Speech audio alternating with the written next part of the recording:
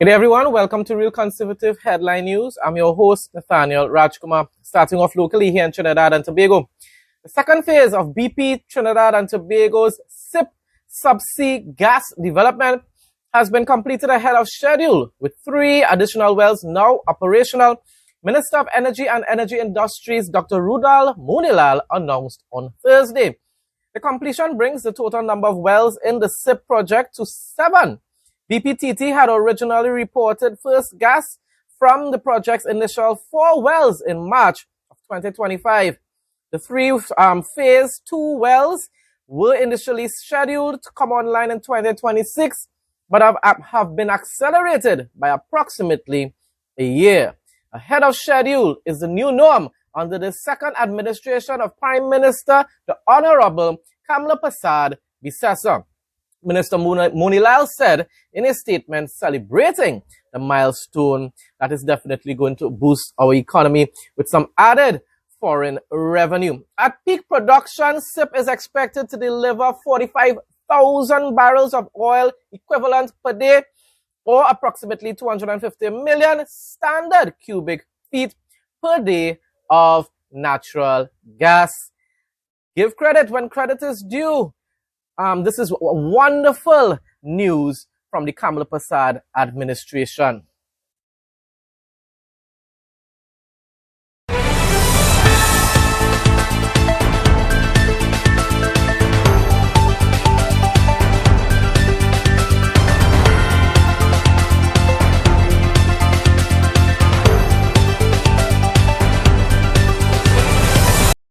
Ladies, meet your new go-to bag.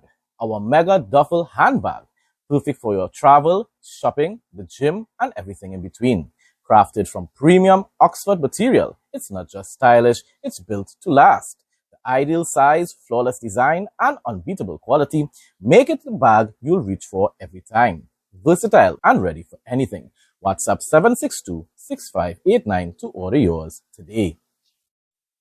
Prime Minister Kamla Prasad Bisesa adding the voice of the government to commemorative greetings for World Children's Day yesterday.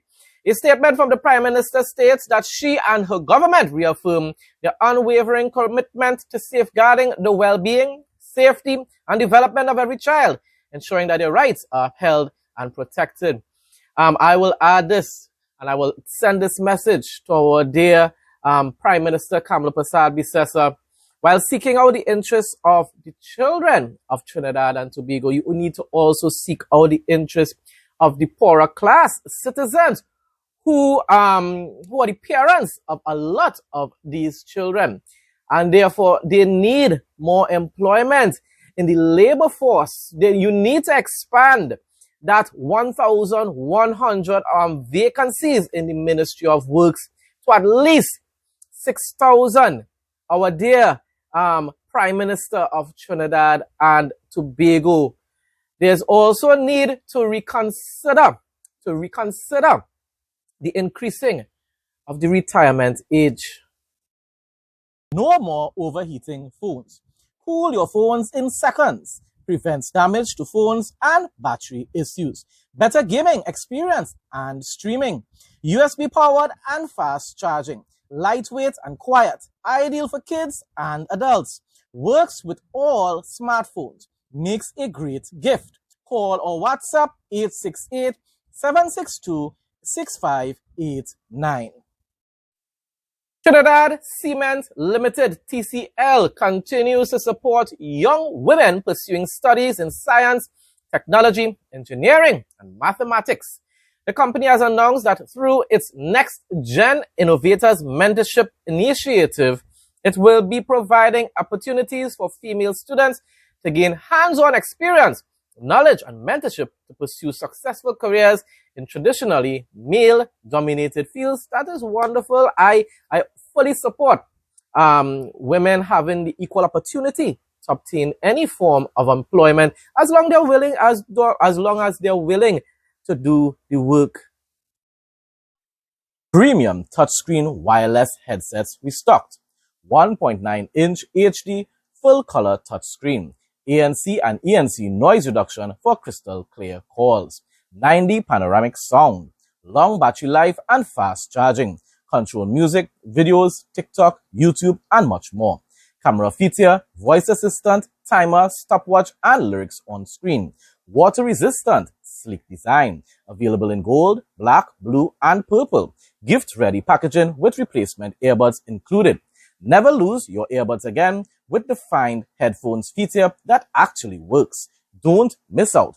WhatsApp 762-6589 to place your order. Limited stock available.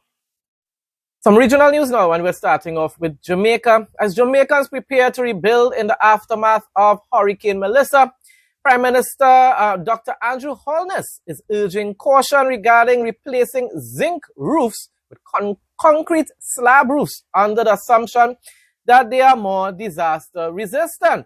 He said, I know that there are many Jamaicans who will be saying, no more zinc for me. I'm going totally slab. Before you think about slabbing your roof, make sure that the structures can support it. Holness said at the press conference yesterday. He's 100% correct. But the thing about it is, let's just hope and pray that the contractors know what they are doing. But it's definitely a better idea. I personally also think it's a better idea to have a concrete roof than galvanized. Honestly speaking, all you have to do is make sure that you have a proper foundation.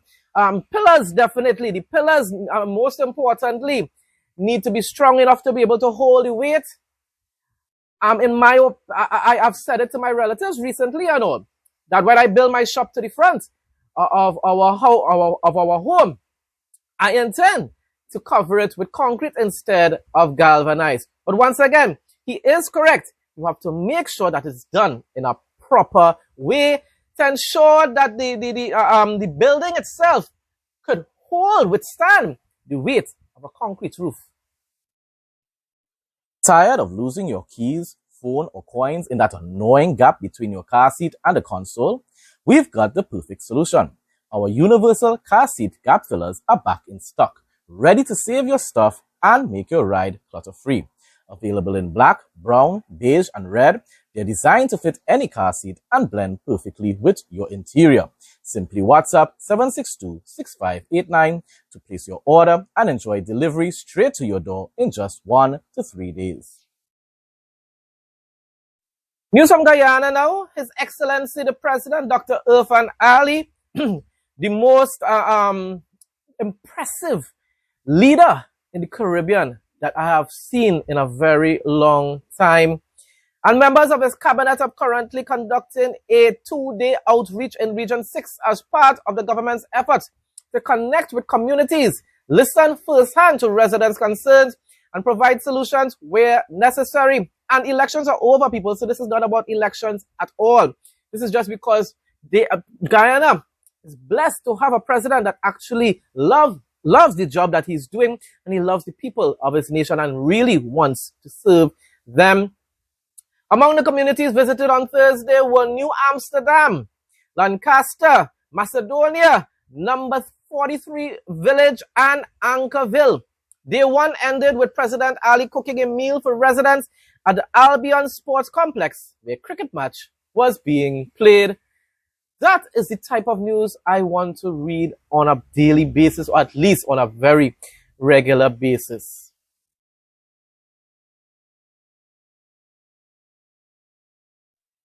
You won't be disappointed with this one. Look and feel great every day.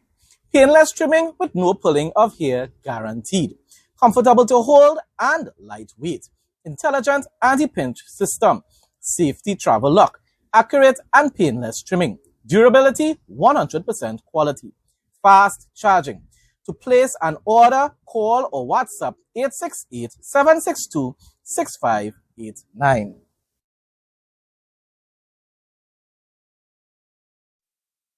President Dr. Irfan Ali has announced that a new suite of government measures, see I got it right this time, suite, anyhow, will soon be introduced to curb the rising cost of living, bolster vulnerable households, and widen economic opportunities.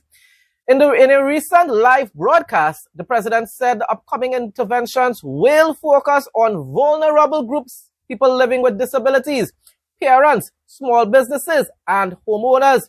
A series of initiatives will be announced in the coming weeks and months to further enhance disposable income and support vulnerable groups, he added, saying this includes incentives for childcare, homes for the elderly, greater access to capital for SMEs, reduced interest rates, and new incentives to expand business. This reminds me of the UNC style of governance under Basdio Pandey, the deceased Basdio Pandey, and also Prime Minister Kamala Persad-Bissessar in her first term. I continue to hope and pray that that spirit of generosity and love for the working class citizens of Trinidad and Tobago will be revived within the UNC in this new administration. Some news from Grenada. Grenada now has a new political party following the official launch of the Democratic People's Movement on Sunday night near St. George's. Former Foreign Minister Peter David was unveiled as the party's leader during a packed event at the Grenada Trade Center, with hundreds more attending outside, including diplomats, trade union leaders, independent senators, and former New National Party executives. The party's launch highlighted three core commitments under its Progressive Agenda for Empowerment PAE. One of those, work that pays and stays initiatives, include down payment grants for first-time home buyers under 35, a national human resource reset to align skills and opportunities, and streamlining regulatory processes for small businesses. Food that feed us. Policies will focus on agricultural revitalization, support for farmers and fisherfolk, guaranteed pricing for staples, subsidized climate-smart irrigation, and local processing facilities to reduce post-harvest losses. And finally, the third goal, healthcare that reaches you. The movement prioritizes accessible, compassionate healthcare, increased support for frontline workers, investment in facilities and equipment, and the introduction of a national wellness agenda. Hopefully, maybe, just maybe, Grenadians might give this new political party an opportunity to govern their nation in the future. I don't know when general elections is in Grenada, but when that time comes, maybe it's time to give somebody else a chance. Now for the interesting facts segment. In northeast China, the city of Dalian is building the largest artificial island airport ever conceived. The project spans approximately 20 kilometers of reclaimed land in Jinzhou Bay and is scheduled for full completion around 2035. Once operational, the airport is designed to handle 80 million passengers per year and processes around 1 million tons cargo annually. Construction began in the mid-2020s to replace the aging Dalian Zushuzi Airport, constrained by urban development and terrain. By placing the new airport on an artificial island, China gains 4 runways, a 900,000 meter squared terminal, and an ample space for a future expansion. This mega hub is set to strengthen Dalian's role as an international trade and logistics gateway for Japan, South Korea, and the wider Asia region. Wow, sounds fascinating. Folks, that brings us to the end of today's news headlines. Thanks again to everyone who continues to support my content. Please like, comment, share, enjoy, and subscribe. Enjoy your weekend. Stay blessed and stay safe. Most of all, in Jesus' name.